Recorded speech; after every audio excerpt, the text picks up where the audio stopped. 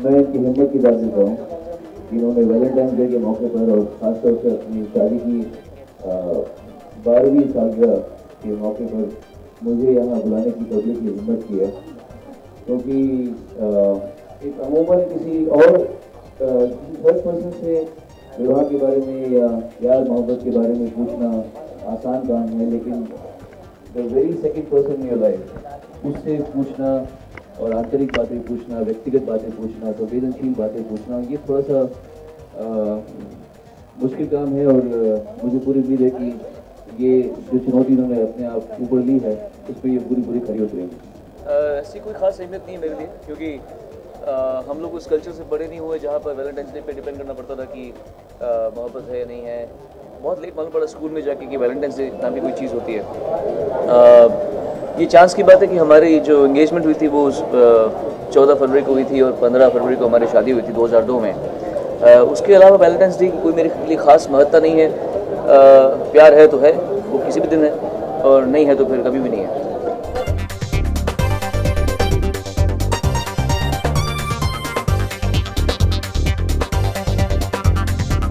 हम लोगों ने शुरू से ही कभी वो गिफ्ट्स का आदान प्रदान किया ही नहीं है। हमको ऐसा कुछ पता नहीं, कभी ऐसा कुछ कल्चर जैसे ही कह रहे हैं, हमने उस चीज़ में कभी वो इंटरेस्ट ही नहीं रखा कि किसने क्या गिफ्ट दिया। या हाँ, ज़रूर मैं रोज़ेस देना बहुत पसंद करती थी, तो मैं रोज़ेस देती थी, कभी कभी कार्ड्स भी देती थी।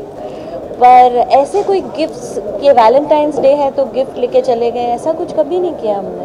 भैया मोरे राखी के बंधन को ऐसे ही कुछ गाया था शायद। नहीं, एक्चुअली मैंने कुछ नहीं गाया था। हमारी जो शादी हुई उसके पहले प्यार हुआ, उसके पहले दोस्ती हुई। एक बहुत ही ग्रेजुअल प्रोसेस थी। ओवरनाइट ऐसा नहीं हुआ कि प्रपोज कर दिया और अफेयर हो गया। उसके बाद में फिर एक आई वुड से अच्छी तरह वक्त लगा के हमने एक दूसरे को समझा, जाना, समय बिताया और उसके बाद शादी की। तो कोई ओवरनाइट गाना गा के नहीं हुआ था। मैं तो गाना गाता ही रहता था, तो शायद मेरे कई गानों को सुन के इनको मुझसे नज़दीकी अनुभव हुई होगी। लेकिन स्पेसिफिकली उनके लिए कोई गाना नहीं गाया था। मैंने गाया था एक गाना, मतलब मुझे जो बहुत याद है। हाँ, गाया था जब हम अब पन्ना खुल रहा है। हम एक बार जब फर्स्ट टाइम मैं बॉम्बे आई थी इनसे मिलने, तो हम लोग गेटवे ऑफ इंडिया में गए थे, तब इन्होंने गाया था। बड़े अच्छे लगते हैं ये नदिया, ये गेटवे ऑफ इंडिया और तुम।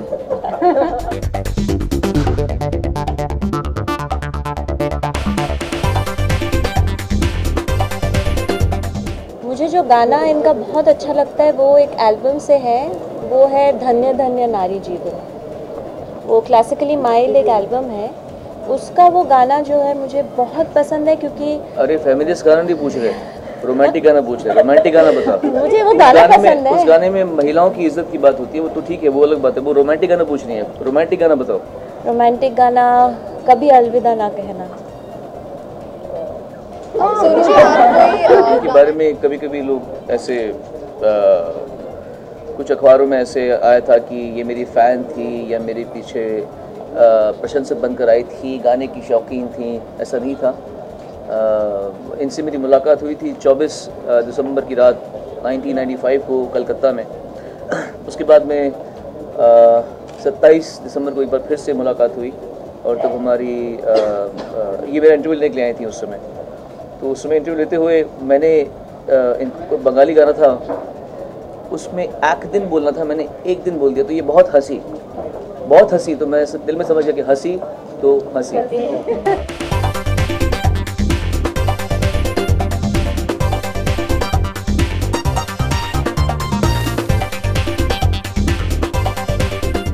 एक्चुअली मेरा मानना है कि, और मेरा मानना है, ऐसा नहीं कि मैं किसी पे कुछ थोपता हूँ, मेरा मानना ये है कि शादी एक ऐसी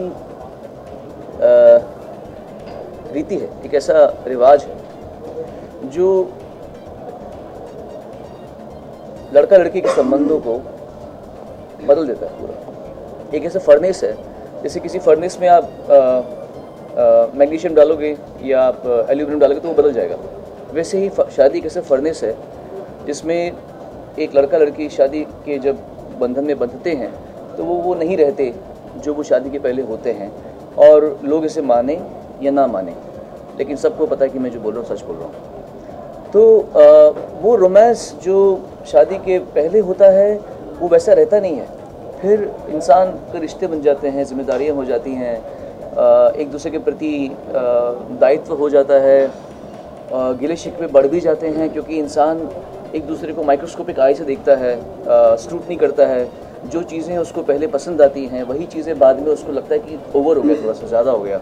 तो ये दोनों ही पक्षों में होता रहता है। सो रोमांस को जिंदा रखने के लिए मेरे ख्याल से अपने आप ही कुछ चीज़ होती रहती है। जैसे हमारा जो बेटा हुआ है निवान, हमारे जीवन की सबसे खूबसूरत रचना वो है हमारे। हाँ, वैसे तो ये वो प्लेटफॉर्म नहीं जहाँ इसकी बात की जाए, लेकिन मेरे ख्याल से आप देख ही रहे होंगे, इसमें पूरी संगीत की फ्रेटर्निटी एक साथ ही है। ऐसा आपने देखा ही होगा, ऐसा कभी एक पहले हुआ नहीं है।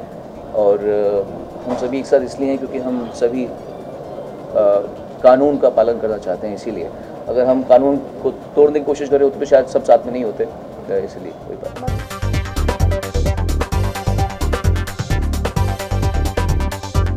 Special moment was I think when Nivan was born. Of course. उससे स्पेशल तो I don't think किसी भी हस्बैंड वाइफ या पेरेंट्स के लिए कभी उससे स्पेशल कुछ नहीं हो सकता। जब आपका बच्चा पैदा हो, आप उसको दो इंसान जिन्होंने ज़िंदगी भर साथ एक रिलेशनशिप को सब ऊपर नीचे अच्छे बुरे वक्त से गुजर के एक उस मोमेंट में वो जो एहसास है वो कभी दोबारा जिया नहीं जाता जब तक आपका दूसरा बच्चा ना आए। वो एक अलग फीलिंग है। That's the most special moment.